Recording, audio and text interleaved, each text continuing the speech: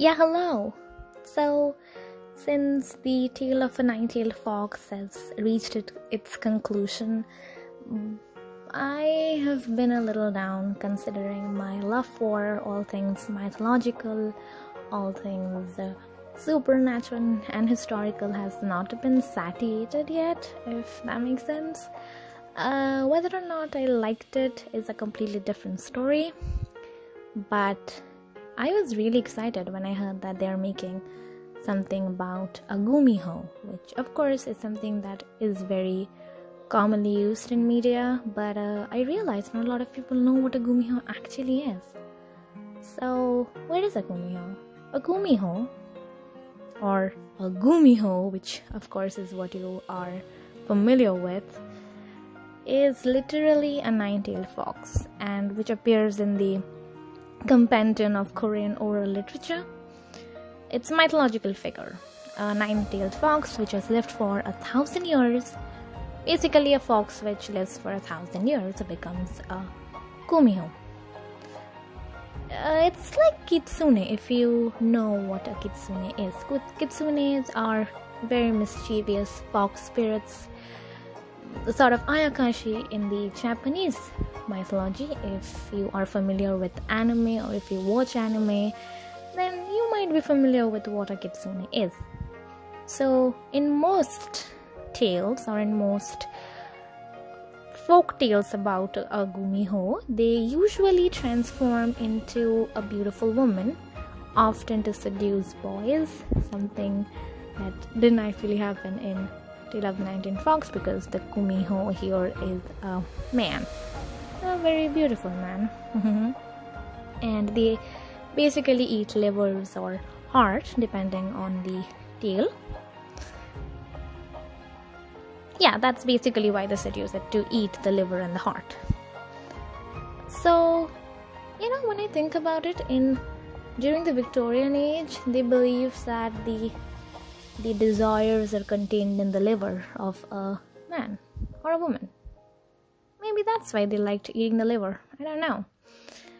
Anyway, so basically these entire conceptions of kitsune, then Gumihos, have their originating tales from the Chinese myths, because that's where all those Asian mythologies came from, at least were inspired a bit from. So, and therefore they definitely have that similarity. I don't know if I'm pronouncing it right or not. In Chinese mythology, Gumiho is a huijing, and in Japanese, of course, a kitsune. So, in an old Chinese text, it said that a fox with 9 tails lives in an area called Shinshu. Honestly, I'm not sure. As the Gumiho and the other versions of the nine-tailed fox myths and folklores originated from China, they all have a very similar concept. That explains the whole mountain spirit thing, right? All of these myths, they explain the great longevity and accumulation of energy these foxes gather due to, living for 1,000 years. And they have given the powers of shape-shifting, and they usually take the guise of a woman. Now, it is very unclear at which point the Koreans began viewing Gumiho as a purely evil creature. Here's a fairy tale that you might like: The Fox Sister. Basically, in this, a fox is depicted as preying on a family for their livers. However, in another tale, a Gumiho is described as an auspicious spirit with a book. The most distinctive feature that separates a Gumiho from its counterparts, the Japanese kitsune and Chinese huijing, is the existence of a yohuguseol, literally meaning the fox marble bead, the one used in the tale of the nine-tailed fox. So, yeah, you were thinking about the entire difference between a kitsune and a Gumiho. This is where the difference occurs. Now, here is something interesting. The Gumiho can absorb humans' energy with the fox bit. So basically, there is a method for absorbing this energy, which represents a deep kiss. Yeah, a kiss using the tongue. Interesting. Most legends, however, state that while a Gumiho was capable of changing its appearance, there is still something very persistently foxy about him. That's where a foxy face or the 9 tails come. Yeah. An interesting thing that occurs in the first episode of A Tale of a Gumiho is that the bride is actually a Gumiho, right? So there is a tale in the Korean mythology which is called Transformation of the Gumiho. There's something quite similar that happens there too. A Gumiho transforms into the identical likeness of a bride at a wedding and is only discovered when her clothes are removed.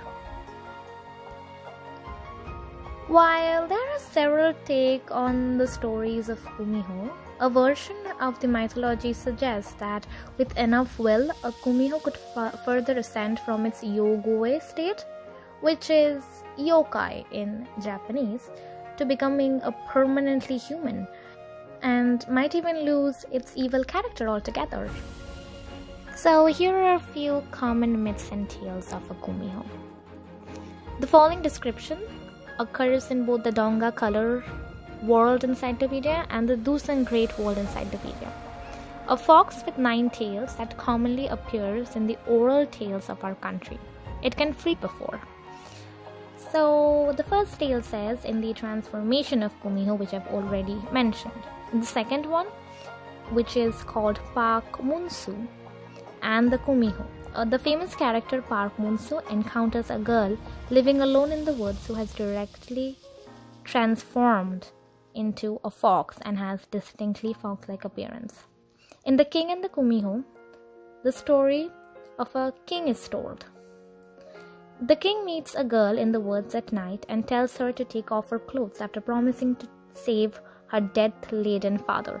The tale records that it was too dark for the king to see whether she was actually a girl or a fox, indicating that if there had been light, the difference would have been obvious. In The Maiden Who Discovered a Gumiho Through a Chinese Poem, we read that the Gumiho was ultimately revealed when a hunting dog caught the scent of the fox and attacked.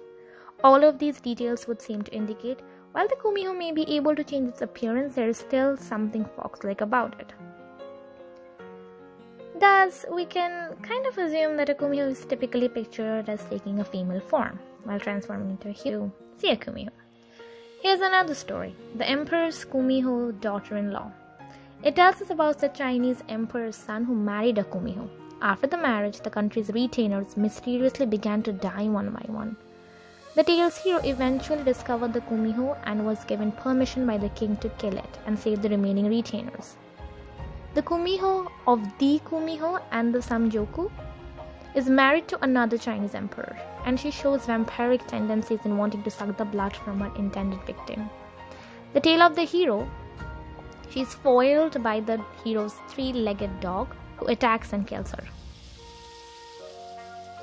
So, by all means, there was no complete survey done on Gumiho tales, but however, we can think of it as something that is very much similar to a trickster or maybe the fiend, the succubus, or even the vampire in the Western literature.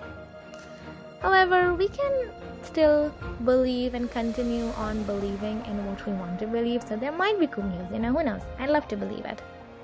These are some of the folklore that are usually said. If you want to look for kitsune stories, you might also get it in the Google. If you want me to make another video on kitsune stories per se, then make sure to comment down below. That's it for this. Thank you, and keep on loving mythology, I guess. Bye bye, and wherever you are, sleep tight. Yeah, hello. So since the tale of a nine-tailed fox has reached